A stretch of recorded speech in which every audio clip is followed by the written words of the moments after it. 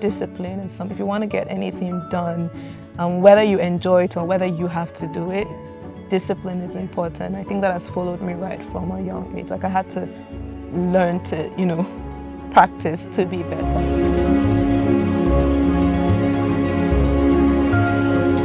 Hello everyone, welcome to another episode of Eye of Africa. I am your host, Aina Fadina. Today we are in Princeton, New Jersey, talking to an incredibly talented music composer, ethnomusicologist, Genevieve Allotey-Pappoe.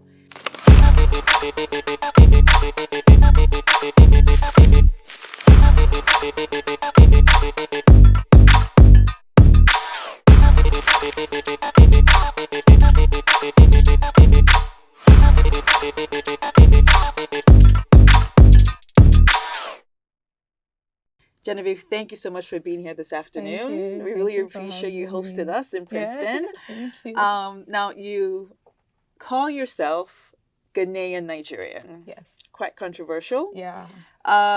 So tell us about, what it means for you to be Ghanaian Nigerian. So I actually call myself a Ghan Nigerian, that I made up. So my parents are Ghanaians, and I was born and raised in Nigeria. And I spent the first 17 years of my life in Nigeria. I went to school there. And obviously that was an important part of forming my identity while still, living with Ghanaian parents. And then I moved to Ghana for 9 years for university. You went to Queen's College in Lagos. Just tell us about that experience being a young woman in Queen's College in Lagos. It was great. I was excited to get into Queen's College. I went to primary school in Greenwood House School. The first 3 years, being a junior student, I was a day student, so that was a very different experience. I was part of the choir.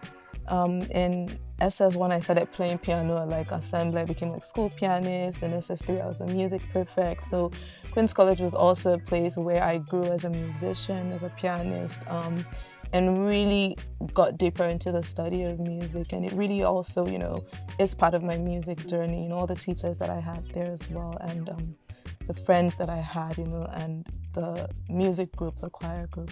Yeah, and I think it's one of those things, if you speak to anyone who went to, QC, especially my set, and Genevieve, they're like, music, they just know that that was, what I was known for. Hello everybody, my name is Genevieve Allotey-Pappoe, a music prefect 2007-2008. Now, music is in your DNA. It's in my DNA. Yes, it lives in me. It lives in you. Your grandfather was a composer. My great-grandfather. Your great-grandfather. Yeah, my great-grandfather. great-grandfather. Okay, take us on that journey. Yeah, so my great-grandfather, Reverend J. Allotey-Pappoe, was a Ghanaian composer and a reverend minister as well. And he taught a really amazing Ghanaian composer called Ephraim Amu. And he also taught my dad, who taught me. So my dad is a music educator, and he has a music consultancy in Nigeria that's attached to, a primary school in Nigeria. So growing up, I started playing piano at 5, and I've just been going on since then. Yeah. And now, what other instruments do you play? So I played piano all my life. At some point, I played the violin. I still play, but I wouldn't really call myself a violinist. And then after my bachelor's degree, I started learning how to play African instruments.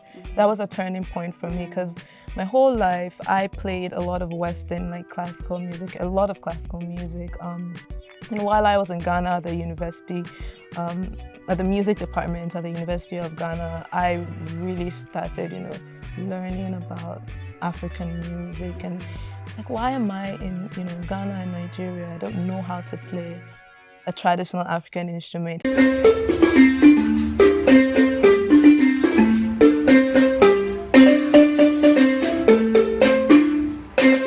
It was a lot of catching up, but I was able to. I got some really amazing teachers there as well. Started learning the local Jill xylophone, and drumming as well. Yeah. And then also, I guess the djembe is the local. Yeah, it's one of the drums that is seen in West Africa. Yeah. Now, how do you think the artistic way of expression has sort of informed how you sort of your critical thinking, how you see the world, how you see sort of creativity? How has that informed sort of how you see the world? I think for me, it has to do with a lot of identity, but also, trying to work with what I have. So in my compositions, it's very, art music oriented, it's very classical, music oriented, but I try to add, my African styles to it. I try to draw from, different cultures and kind of merge that in a way that's like, African art music. And I'm not the first person to do that. We have a lot of people like Akin Yuba, who's a Nigerian composer, Nketia, who's a Ghanaian composer as well, picking stuff from both traditions and like bridging that gap. You're getting your PhD. Yeah. At Princeton University. Yeah. Are we allowed to say that? Yeah. Yes, at Princeton. So you're getting your PhD at one of the most prestigious academic institutions in the world. Mm-hmm. How do you balance that sort of like academic sort of way of thinking and that research component of things, and then the creative, practical, practitioner component of things, and then the commercial angle? How do you sort of balance those three worlds together? Yeah. It is kind of tough, I would say, because I'm doing a PhD in ethnomusicology, not composition. Okay. So when I did my master's in Ghana, I was in ethnomusicology and composition. Okay. I kind of like, did research, collected music from, the Gandabe people of Ghana, researched on it, spoke about it, and then created or arranged new music out of their music for, other instruments. So that was easy to do. I think just being an organized person kind of helps, like focusing, on academic stuff. And right now it's also about seasons in life, right? And priorities. I have, I've been doing this for 5 years, my PhD, and this is where I'm at. This is where I have to really focus. And obviously the creative side has been on a hold, right? It's not as serious as what I'm doing right now, but it's still there. I'd still, write a bit once in a while. Truly, I always say that sort of creatives are the ones who shift culture. Mm-hmm. They're the ones who define how we show up into the world, how we exist. What space do you feel like you hold as we exist in the world through your academic sociology and anthropology? If that makes sense. I started learning a lot about how West African music had been written about in the past, So you have, foreigners who write about the music, and, some really do amazing work.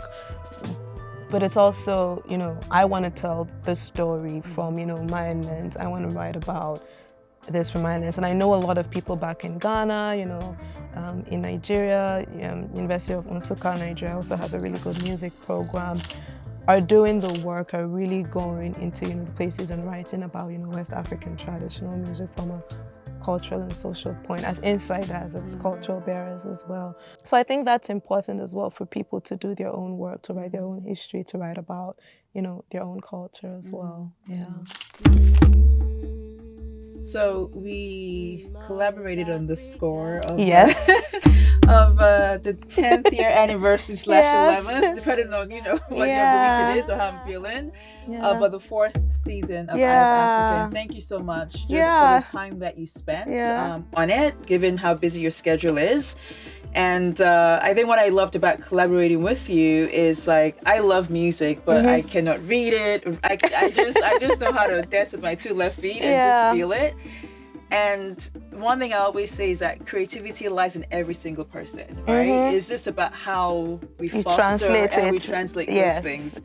So as I was going back and forth, I was like, I hope what I'm saying makes sense to Genevieve, because talking about like, just like the mountains and Senegal and like the, the lights, not the lights, but like the moon and the stars. And then, tell me about the journey of like composing and putting all my jumbo together. Thank you so much for, giving me the opportunity to do that. So it's usually harder to compose when someone comes with your idea, because when I'm composing for myself, it's what I'm imagining, it's what I'm feeling, I'm doing my own thing. And if you have a producer or a director, or whoever gives you something, they're like, oh right, I need you to score this or I need you to do this, they have a way they want to do. And sometimes it may not be the right fit. Like I had, someone come to me and was like, oh, I want to do this sound thing, for this and this. And I was like, I'm not the person. So, and I know a friend who's greater with, like, who's better rather with, that kind of stuff. So I was like, let him do it. And I play the local dual xylophone, which we'll see, and the djembe and the piano. I was like, okay, I'm gonna play this myself. Because usually I would write music and then performers will perform it live, but we don't have access to performers. I already had all the music in my head, right? I played the xylophone, we recorded it with a mic, play the djembe, play the piano part. We didn't have a cellist, so we used the computer for that. And then we put all the sounds together. And I remember I sent it to you and you told me, oh, you wanted it to, sound. It's like, you wanted this and that. I was like, okay, don't worry, we'll get it set up. And then we did that as well. So it was a fun process for me as well. Thank you. I enjoyed it. I blame my team for the feedback. For the feedback.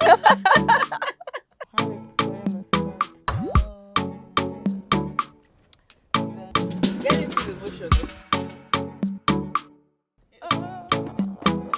I think a lot of times you hear a lot about sort of the mother and the daughter relationship, which, I think what I would like to explore more as we kind of have these conversations and as we sort of reimagine what those relationships are like in our lives. Yeah. How have the men in your life empowered you to be who you are today? I think one man that I always give up for is my dad. And I always tell people, I'm so glad he didn't let me stop.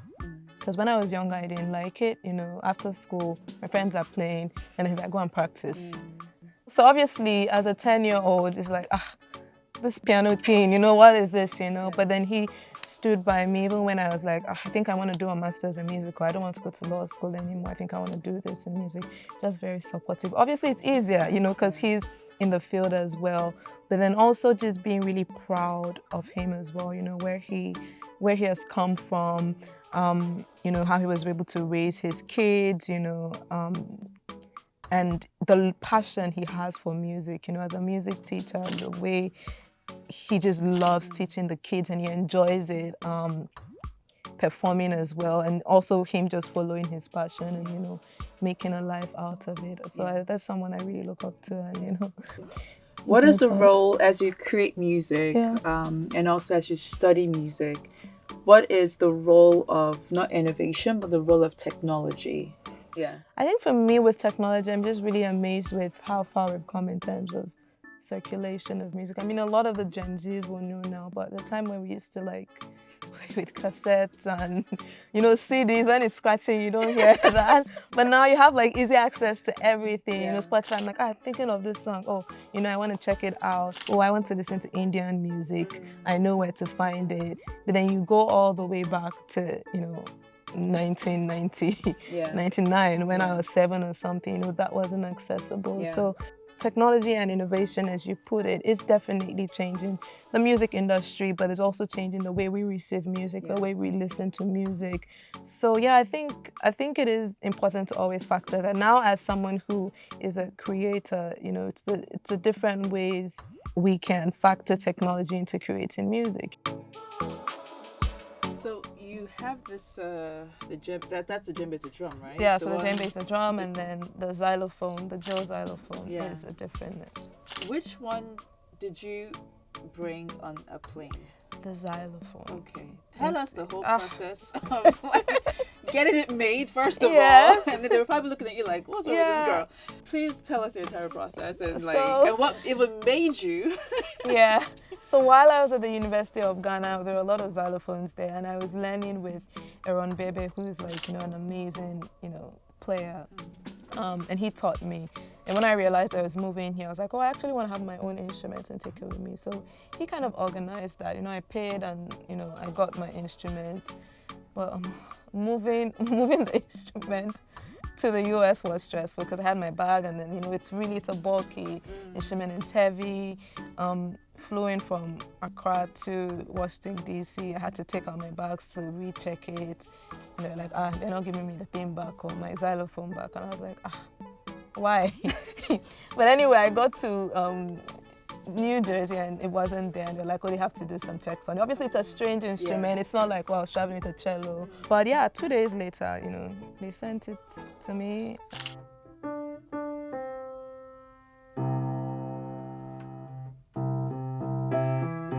I don't know if it's a purpose or more of this is what I'm interested in and this is what I'm going to do, as opposed to doing it for, or maybe that is a purpose, right?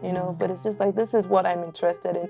Oh, I want to learn about, hip hop music in Spain, or I want to learn this. But now when you speak about, the podcast, the Black Music Nomad, for example, there is a purpose for that, to listen to the voices of musicians, Black musicians, DJs, producers, managers working in different parts of the world. So for example, I've spoken to a hip hop DJ in Korea, or someone who is, let's say, a reggae musician in India, really speaking about how they are working with reggae music, but how they're also being inspired by traditional Indian forms. Like, I really love music and seeing when people make it their own from somewhere and what they do with it. I guess that's, also going back to me as a composer, right? What I do when I try to work, with two different musical styles. Yeah. So it's like merging of worlds together. Yeah, in a sense, merging of worlds together, I think. Let's say your dad wasn't a musician. How are you going to make money? If you are studying a PhD in music money versus when you should have been a lawyer or been a doctor. How are you going to feed yourself? How am I going to feed myself? Yeah. So that is, a lot of people ask me that question when I was like, I'm going to study music. Yeah. I made that decision after my first degree, and I decided to do a master's in music. I was like, I'll make it work. I'll make it work. I'll work hard. I'll make it work. So when I was doing my master's in Ghana, I started teaching. I was teaching in an American school in Ghana for a while. Started teaching kids at home, piano, voice, some really amazing, talented children. How am I going to make money? I'm still asking that question. I think the reason why I ask that question is a lot of people find their calling to create. It's in them. They find it, they pursue it after sort of their second degree, or they've gone into the workforce, right? And then they're like, oh, I actually don't want to sit behind this desk and, if you're in banking, do this financial modeling, or if you're in law school, or if you're a lawyer, I don't want to sit there and read all these, cases and, put in all these hours, right? Yeah. Or going to med school and then, but for you, you were so determined and you were also very, very sure about your path from a very young age, from what it sounds like. I mean, I wasn't from a young age, I didn't think I was going to do music my whole life. It was an extracurricular thing. Activity. But I think for me, I was so passionate about it that I was like, I want to live this life happy with what I'm doing, not because I have to, trying to find the right word so I don't say the wrong thing. Not because I'm like, I have to do this because this is what, you have to be a lawyer or a doctor and an engineer because this is the only way you can make money to survive. I'm like, I will make it work, but I want to be happy, and it doesn't mean everything has been rosy since then, but I'm glad just being studying music and creating music, and this is my life and this is what I'm passionate about. But obviously that's the thing with passion. When you decide to follow a passion, you have to work really hard.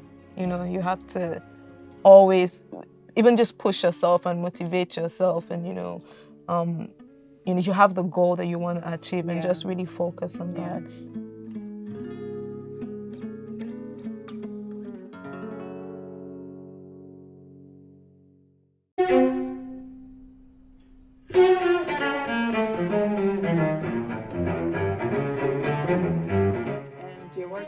Your composition has sort of traveled around the world. I think you said Greece, Spain. Yeah. How was that journey sort of? Yeah. So for you to be like, oh, my work is, Yeah. To force myself into it. Obviously started, in Ghana, being performed in Ghana. And I think in 2017, I saw, this, composition workshop in Greece, and I'm like, I've always wanted to go to Greece, and I also want to write music for people to play. Killing two birds with one stone. I'm going for this, saved money, and then I didn't get a visa in Ghana. They're like, sorry, you can't go. So I was like, what's going on, But then the lucky thing for me is, the people at the Anatolia College in Thessaloniki were like, we'll still play your composition and we'll send it to you, but then we'll keep the money and you can come next year. So I applied again next year. I got, the visa this time, and I went the second year. So, and I had to write a new piece. So it's like, 2 for 1. So I was like, thank you. It's like, thank you. But it was also really nice just meeting other composers. I wanted more. I'd been in my little, space in Ghana writing, but I wanted to do more. So I met a lot of, composers, from the US, the UK, like in Greece as well. It was, I think, a 10-day thing. And we composed together. We had professors helping us. I've written something that has been performed in Princeton as well. Another one is going to perform next week, I think, somewhere in DC. So I just, keep writing and doing more. And another one's going to perform in Nigeria in July. Oh, beautiful. A new piece that I'm writing for that, yeah.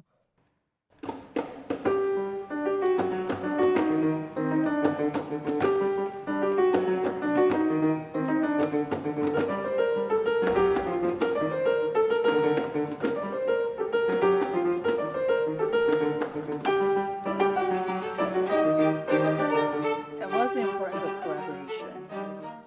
Very important. You can't do it all by yourself. You can't do it all by yourself. So I try to have, a good, I wouldn't say crew, but I have like good friends that I collaborate with. There are people who I know that I can always call, because I also don't know everything. I write the music, someone has to perform it. I can't play the flute myself. I can't play this instrument. And then also when I use, the digital audio workstation, and I, whether, it's Logic or Ableton, there are people who are actual, audio engineers that can do the technical stuff. I can put in the music, and that's it. So that's very important, in any field. I don't think anyone can really do it all alone. Like, for an orchestra, you need, so many players. You can't have a one-man. And in moments of doubt, I think everyone has that. What keeps you going? Looking at how far I've come. Yeah. Looking at how far I've come. Like just from, that young age, not even knowing this is where I would be, this is where I'll end up, these are the people that I will meet, these are the friends that I would have, because it does get difficult sometimes, It's like doing a PhD is a really long process. I'm in my 5th year, I probably have 1 more year to go. But I think looking at how far I've come, but also just, thinking about God in that way, that whenever I'm praying, I'm like, it's His will,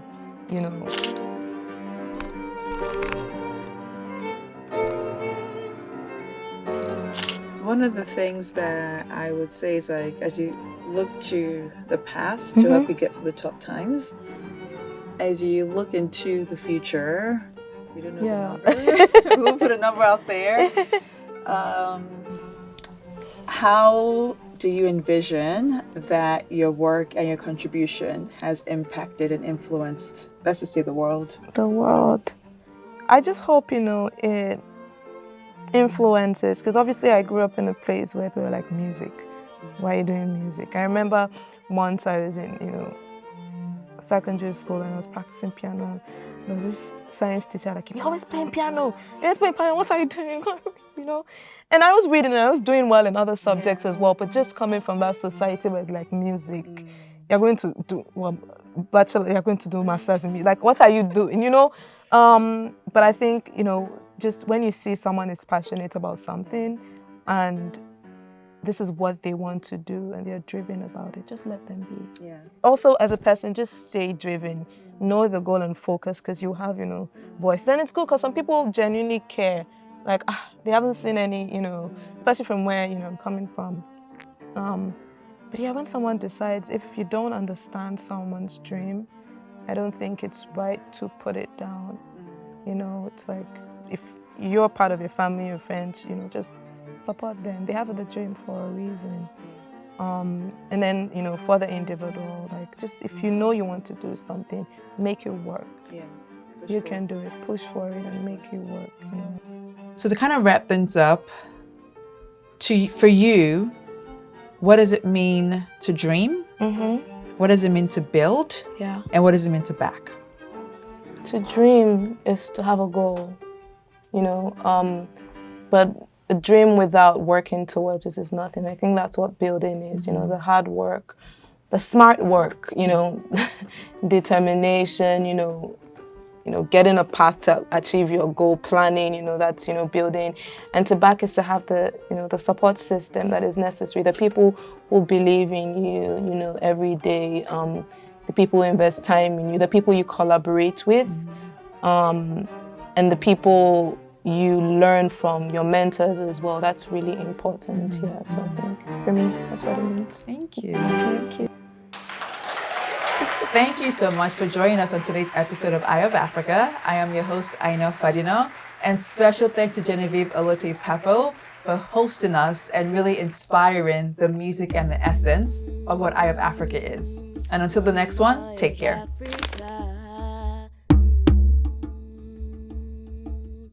We can do it just for the African one, right? Because then that's the one that's